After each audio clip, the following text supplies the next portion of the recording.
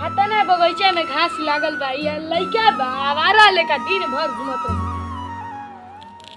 मार ऊपर लुकल बा, ऊपर ना मार मार मार मार मार मार गोली मार मार मार गजब मार मार आ गइला वाला बा, दिन भर फ्री फायर खेलत रहत। तोरा काम जिम्मेदार है। हां बाबूजी, हाय हाय चिल्ला लो, धनवा अपना ऊपर ले जीबा का? क्या बात कर रहे रे बाबा? अरे कुकुरा, हम कबे ले घास नोचे तनी ते कहां घूमत रे? आओ घास नोचेवाऊ तो। अच्छा बाबूजी, हम कब आवत तनी, चुप रह। आओ छोटा सा मेरा जहां है। अच्छा बाबूजी, ये बात बताओ, ये जमीन तो खरीद ले बाड़ो का? ना बेटा, हमारे बाबूजी के मुहला के बाद सब जमीन हमारा नावे हो गई।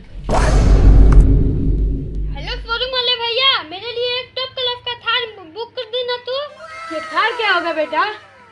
खरीदूंगा बाबूजी। कहाँ ले इतना पैसा आई रे कि टॉप मॉडल के थार बुक करता रे? जी ये बताओ, तहार पापा मुलन तो पूरा जमीन तारे नामे हो गइल नु?